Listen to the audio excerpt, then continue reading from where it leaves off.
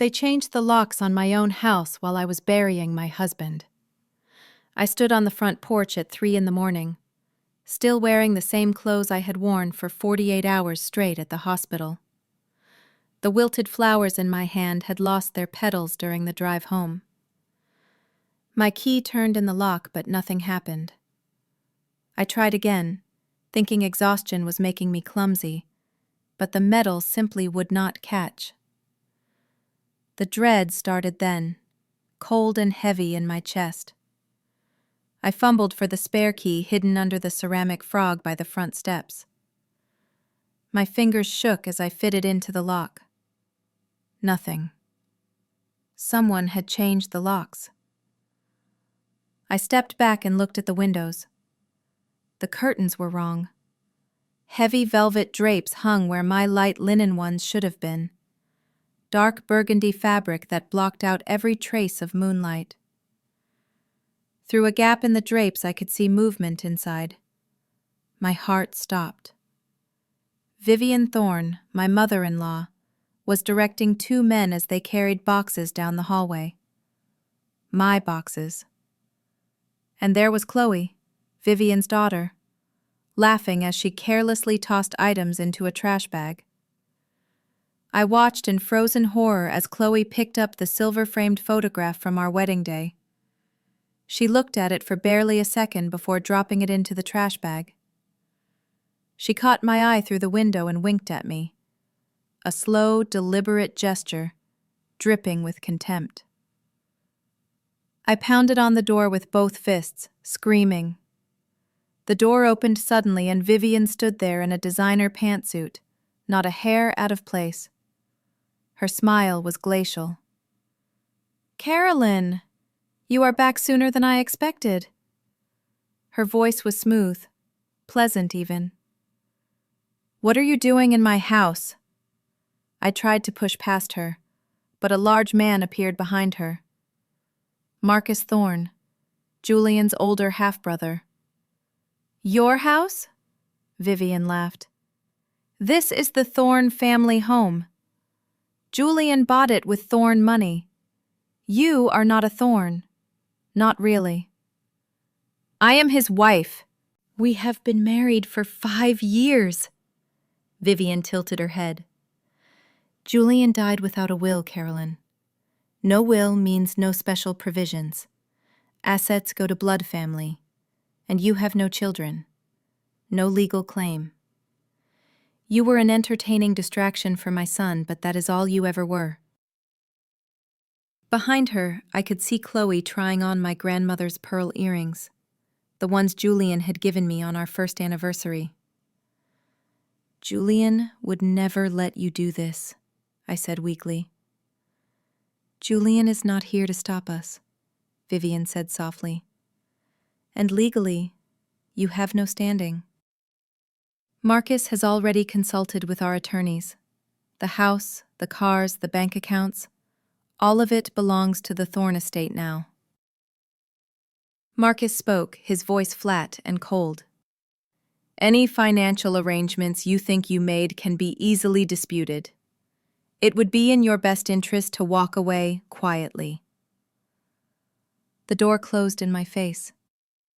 I walked back to my car on numb legs and sat in the driver's seat, unable to process what had happened. I did not cry. Somewhere in the previous 48 hours, I had run out of tears. Instead, I pulled out my phone and called Angela Reeves, my best friend since college and a family lawyer. It was 3:30 in the morning.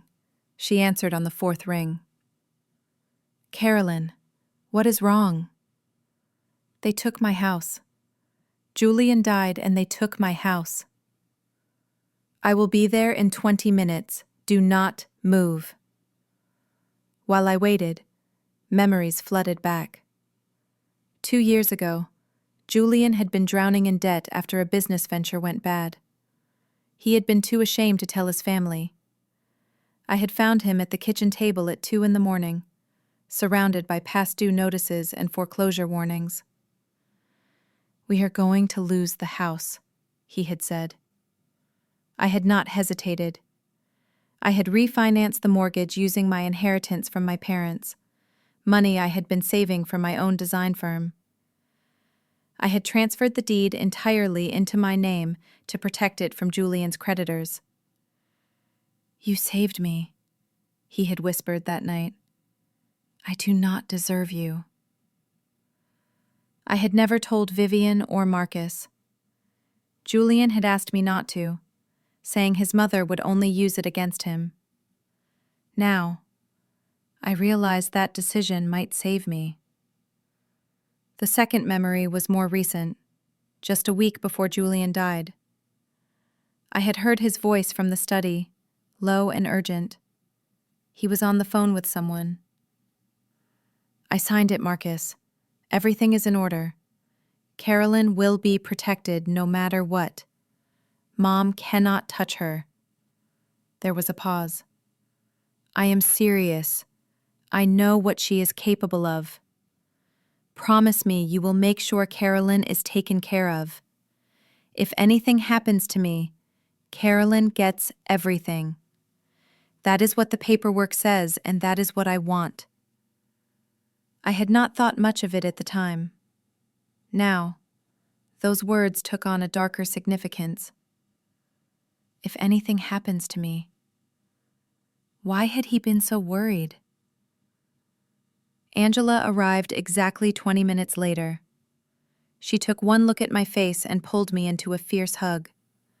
"We are going to fight this. Tell me everything." I told her about the refinancing, about the deed in my name. Her eyes lit up. "Do you have documentation?" "Everything is in the house, in Julian's filing cabinet." Angela looked at the house, thinking.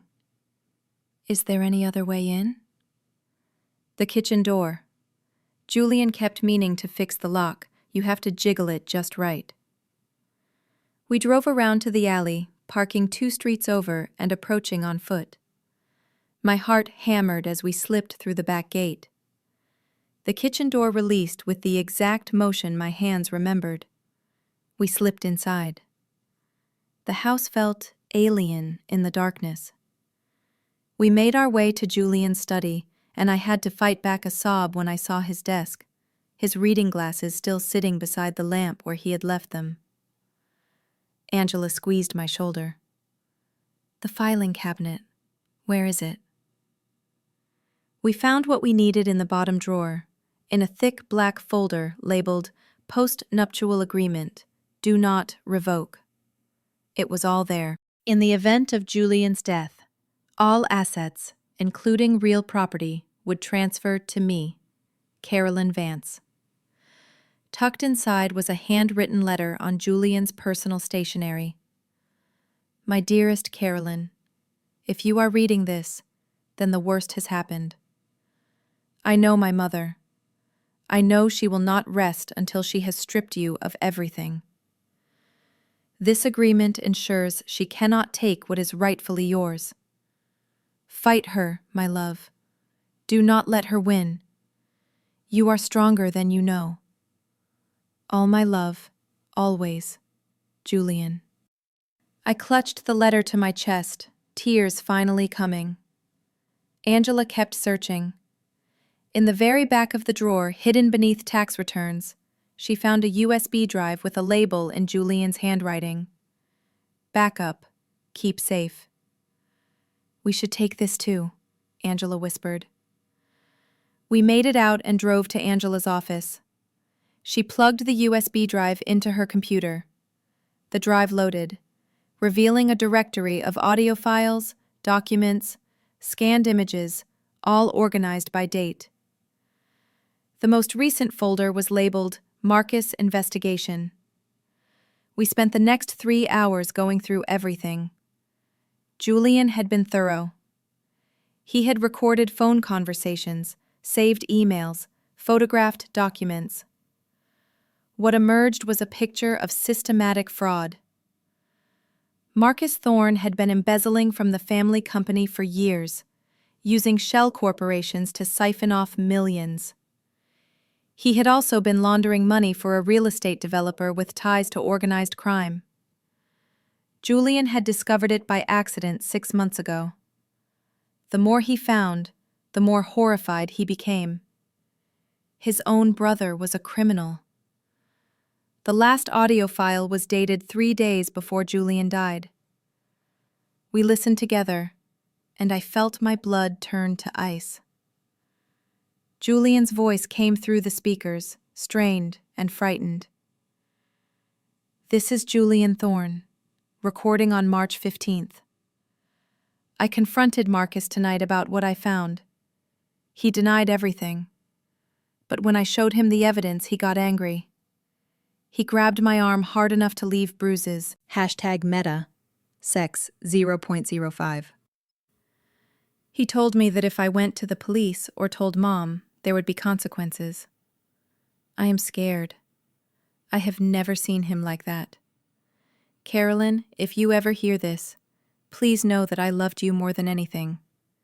Be careful around Marcus. I do not trust him anymore. I do not know what he is capable of." The recording ended. Angela and I sat in silence. "Carolyn," Angela said slowly, "Julian died of a heart attack, but he was only 42 in relatively good health, and he had just threatened to expose his brother for massive fraud. You think Marcus killed him?" "I think we need to talk to the police." Before I could respond, my phone buzzed. A text from an unknown number. "We know you took documents from the house. Return them immediately or face legal action. This is your only warning." They had cameras. Vivian was nothing if not thorough. "Do not respond," Angela said immediately. "We need to move fast." By 8 a.m., we were sitting with Margaret Henderson, a senior partner at one of Portland's most prestigious law firms. After reviewing the documents, she said, "Ms. Vance, you have an extraordinarily strong case. The postnuptial agreement is ironclad. Your name is on the deed. Legally, that house is yours. But they said Julian died without a will. The postnuptial agreement supersedes intestate succession laws. Unless they can prove he was mentally incompetent when he signed it, you own that property outright." Relief flooded through me. "So I can get my house back?" "You can, but we should also bring in someone who specializes in criminal matters." By noon, Detective Sarah Miller from the Portland Police Department sat across from me, listening to the last recording of Julian's voice. "Mrs. Vance, I was actually one of the responding officers when your husband collapsed. I remember thinking some things did not quite add up." She pulled out a notebook. "Your husband was found in his office at the Thorne Company headquarters. The official cause of death was a heart attack. But there were some anomalies in the autopsy. Petechial hemorrhaging in the eyes, which can indicate asphyxiation. Bruising on the upper arms, consistent with being forcibly restrained." "What does that mean?" "May I listen to the rest of these recordings and look through the documents?" "Yes, please. If Marcus hurt Julian, I need to know." She took the USB drive. "Do you have somewhere safe to stay? If Marcus Thorne is involved in money laundering and potentially in your husband's death, I do not want you anywhere he can find you easily." Angela immediately offered her guest room. "You are staying with me. No arguments." 2 days later, Vivian and Marcus showed up at Angela's office. I waited in her private office while she met them in the conference room. I could hear raised voices through the heavy door. After 20 minutes, Angela opened the door. "Sex 0.05. Carolyn, I think you should hear this." I walked into the conference room on shaking legs. On the table was a document. Angela gestured to it. "The Thornes have brought a relinquishment agreement. They want you to sign away any claim to Julian's estate in exchange for $50,000. I almost laughed. The house alone was worth close to $1 million. You must be joking. Vivian leaned forward. You are young, Carolyn. Take the money. Move on with your life. Do not drag my son's name through the courts. Your son loved me. He protected me. He made sure I would be taken care of because he knew exactly what you would try to do. Julian was not well. In his final months, he was paranoid, erratic. Any agreements he made during that time are suspect. He was perfectly healthy. I pulled out the postnuptial agreement and placed it on the table. This is a legally binding document, signed 3 years ago and renewed every year on our anniversary. This house is mine. Marcus turned around. You are making a mistake. We have the resources to fight you for as long as it takes. No, you do not. Angela's voice was silk over steel. My client has incontrovertible legal ownership. You have been occupying her property illegally. You have also destroyed or removed personal property that belongs to her. This is extortion, Vivian snapped. No, I said quietly. This is justice. Julian wanted me to have the house. He put it in writing, multiple times. You have no idea what you are dealing with, Marcus said, his face darkening. Actually, Detective Miller said from the doorway, I think she has a very good idea. Everyone turned. The detective walked in with 2 uniformed officers. Marcus Thorne, I need you to come with me to answer some questions about your brother's death and about financial irregularities at Thorne Enterprises. The room exploded. Vivian started shouting. Marcus went pale. But within minutes, Marcus was being led out in handcuffs, while Vivian followed, making phone calls to every lawyer she knew. Detective Miller stayed behind. We executed search warrants at the company offices this morning. What your husband documented was just the beginning. Marcus Thorne is looking at federal charges, fraud, money laundering, racketeering. And Julian? We are reviewing the autopsy findings with a new medical examiner. There are enough questions that we have opened a formal investigation into your husband's death. I am sorry, Mrs. Vance. I want him to pay for everything he did. So do we. And we are going to make sure he does. The next 3 months were a blur of legal proceedings. With Marcus in custody and facing charges that would likely keep him in prison for decades, Vivian's resistance crumbled. She tried one last effort to claim Julian had been mentally unfit when he signed the postnuptial agreement, but Angela demolished that argument with medical records showing Julian had been evaluated by a neurologist just weeks before signing. The judge ruled in my favor on every point. The house was mine. The car was mine. Julian's life insurance policy paid out. Vivian and Chloe were ordered to return or compensate me for every item they had taken, and they were banned from the property entirely. I will never forget the day I finally walked back into my house with a police escort. Vivian was there, her face a mask of bitter rage, watching as movers loaded boxes into a truck. This is not over, Vivian hissed as she passed me. You have destroyed this family. No, I said. Marcus did that. I am just making sure Julian's memory is not destroyed along with it. After they left, I walked through the house slowly, room by room. Too much had happened here. Too much pain was embedded in the walls. I made my decision quickly. I called a real estate agent that same day and listed the house for sale. It sold within a week to a young couple expecting their first child. With the proceeds from the sale, I bought a penthouse apartment in downtown Portland, with floor-to-ceiling windows overlooking the city. It was modern and bright. nothing like the traditional house Julian and I had shared. I furnished it in my own style, clean lines and bold colors. I also rented office space in the Pearl District and finally started the interior design firm I had always dreamed of. I called it Vance Design, choosing to keep the name that connected me to Julian. But the most important thing I did was establish the Julian Thorne Memorial Fund, a nonprofit dedicated to helping widows and widowers navigate the legal and financial challenges that come with losing a spouse. I worked with Angela to create a network of volunteer lawyers who would provide free consultations.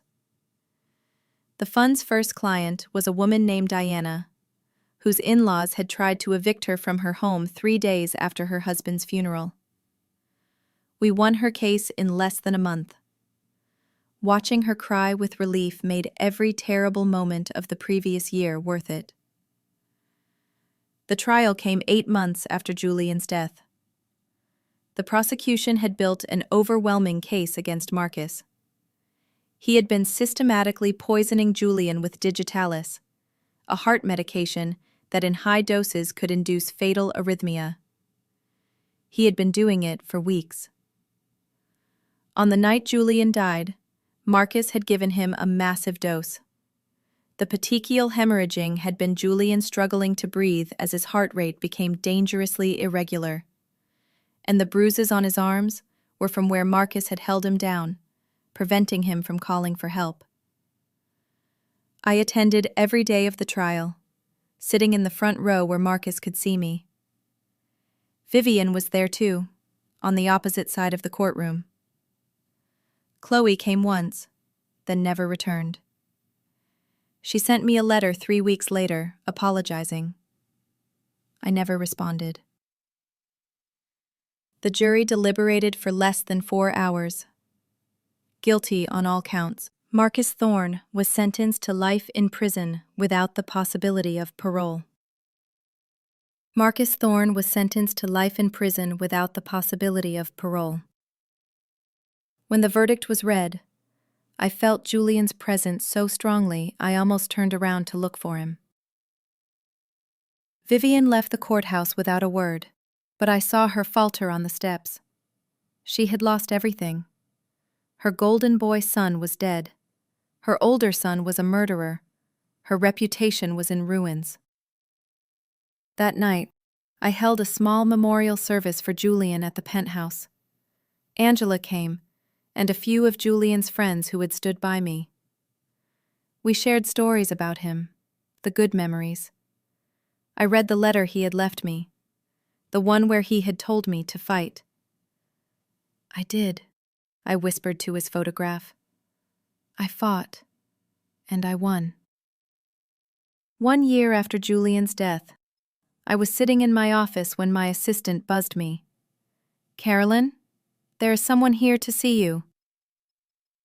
Chloe Thorne stood in my waiting room, looking nothing like the woman who had thrown my wedding photo in the trash. She was thinner, with dark circles under her eyes. "I do not expect you to forgive me," she said before I could speak. "I just wanted you to know that I am sorry. For all of it. I was horrible to you, and you did not deserve any of it." I studied her for a long moment. "Why now?" "Because I have spent the last year watching my mother destroy herself with bitterness and rage, and I do not want to end up like her. Because Marcus is in prison where he belongs, and Julian is dead, and nothing any of us did was worth it." She took a shaky breath. "You loved him, really loved him. I can see that now. And he loved you enough to protect you from us. That means something." I did not invite her to stay. I did not offer forgiveness or friendship, but I did say, "Thank you for coming." It was enough for both of us. Now, 2 years after Julian's death, I stand in my office and look out at the city below. The Julian Thorne Memorial Fund has helped 43 families. My design firm has a 6-month waiting list. I am building a life that is wholly mine. On my desk is a small fern in a copper pot, the same type Julian used to keep in his study. I water it every Monday, and it thrives in the morning sunlight. Sometimes I talk to it, to Julian, telling him about my day. I like to think he can hear me somehow. I like to think he is proud of what I have built from the ashes of our life together. I learned something in the darkest moments of grief and betrayal. I learned that I am stronger than I ever knew, that I do not need anyone's approval to have value, that I can survive losing everything and still build something beautiful. Vivian Thorne lives alone now, in a small apartment, her fortune depleted by legal fees and the collapse of the family business. She refuses to speak Julian's name. She has never acknowledged her role in what happened.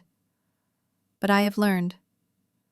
I have learned to set boundaries, to trust my instincts, to fight for what is mine. I have learned that love, real love, means protecting the people you care about. #meta, sex 0.05, even after you are gone. Julian did that for me, and I honor his memory by living fully, fiercely, and without apology. I did it, Julian. I won. Not just the legal battles or the house or the money. I won my life back. I won the right to be happy again, to build something meaningful, to wake up each morning and choose joy instead of bitterness. That is the best revenge. That is the best memorial. That is how I know that, despite everything, love can win.